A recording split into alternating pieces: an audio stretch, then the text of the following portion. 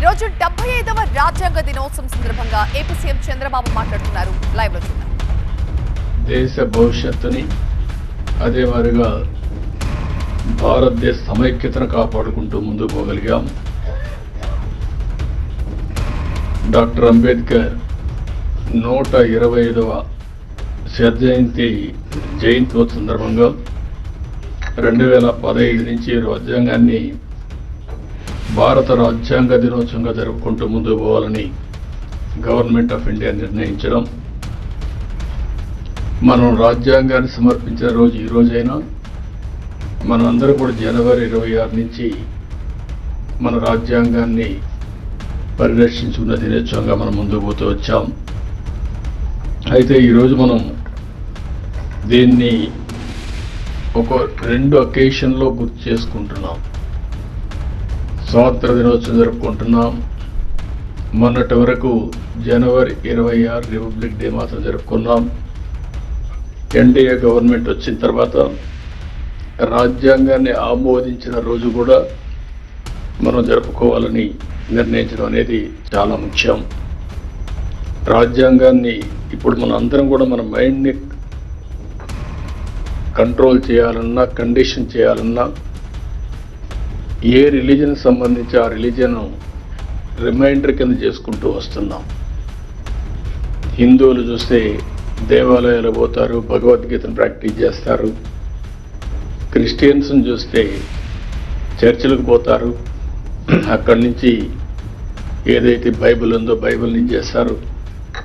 ముస్లిమ్స్ని చూస్తే ఎక్కడ మసీదుకి వెళ్ళి ప్రతి వారం కూడా మసీదుకి వెళ్ళి అదే సమయంలో ఖురాన్ని ప్రాక్టీస్ చేస్తూ ఉంటారు.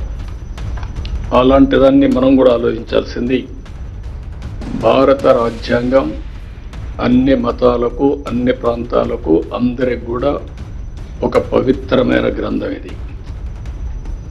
ఆ స్ఫూర్తిని కూడా ఒకసారి గుర్తు చేసుకోవాల్సిన అవసరం ఉంది.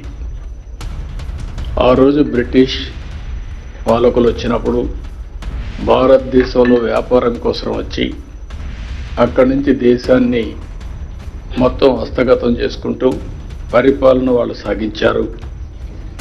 మనమందరం కూడా ఒక వినూత్నమైన భావంతో ఎప్పటికప్పుడు ఆలోచించడం కూడా మానేశాం.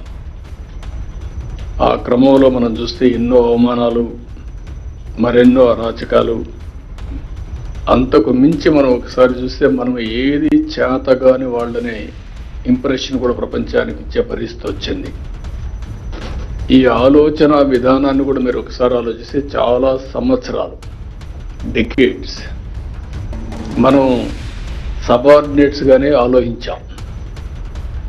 ఎప్పుడైనా సరే ఒక్కొక్కసారి కొన్ని ప్రభావాలు ఎంత ప్రగాఢంగా పనిచేస్తాయంటే, మనం వేరే దేశాలకు పోయి ఆ దేశాలతో ఉండే వాళ్ళతో సమానంగా మాట్లాడడం, మేము మీతో సమానంగా పోటీ పడగలుగుతామని చెప్పుకోలేని పరిస్థితి వచ్చే పరిస్థితికి వచ్చింది.